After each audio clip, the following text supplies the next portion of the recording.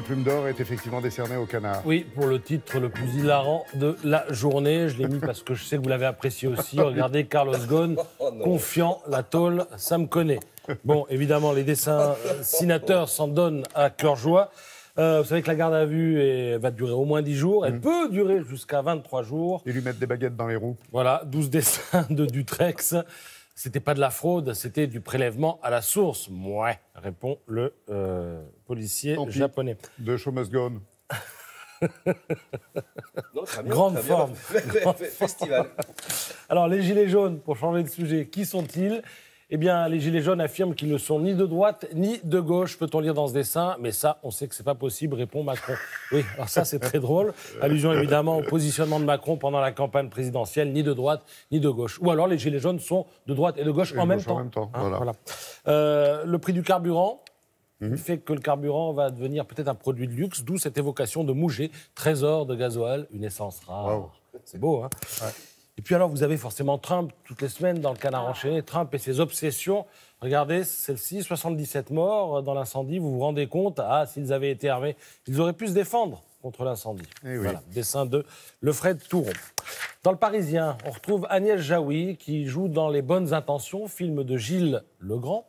Alors, elle campe une bourgeoise accro à l'humanitaire. Donc, elle distribue des repas, elle donne des cours d'alphabétisation, elle se démène pour faire passer le permis à des migrants. Elle est pleine de bonnes intentions, c'est le titre du film. Et dans cette interview, elle dit qu'elle est sincèrement épatée par toutes les bénévoles et tous les bénévoles qu'elle voit au quotidien, dans sa vie. La culpabilité, dit-elle, est ma maison. Parce que c'est vrai que dès qu'il y a un moyen de culpabiliser, je m'y engouffre, dit-elle. Pourquoi ? Parce que moi, je vis confortablement, mais c'est compliqué pour moi de vivre confortablement et de côtoyer des gens qui, au quotidien, toute la journée, Une vivent tiers-mondiste, moins bien. deux tiers mondaines. Voilà, on peut le dire comme ça. Alors, Pour l'instant, il a la main. ah oui, non, il est mais sur la vague, il a la main. Toi, t'es bien, mais t'es un peu en dessous. Pardon. Je vais même pas me battre, je vous laisse faire. Alors, elle dit qu'elle avait des parents communistes et que ceci explique peut-être aussi cela, mais qu'elle fait quand même des efforts, elle consomme équitable et elle est pour le boycott de certaines marques qui, dit-elle, exploitent des enfants au Bangladesh ou encore en Chine. Toujours dans Le Parisien, un papier sur 10%. Ce soir, 2 nouveaux épisodes, le 3, le 4, avec en guest star Gérard Lanvin. Alors, Lanvin, dans le film, rechigne à jouer avec un débutant parachuté sur le film parce que le genou pourrait lui voler la vedette. Et puis, la co-scénariste... Bellucci, c'était la semaine dernière, on reviendra dans l'épisode 6.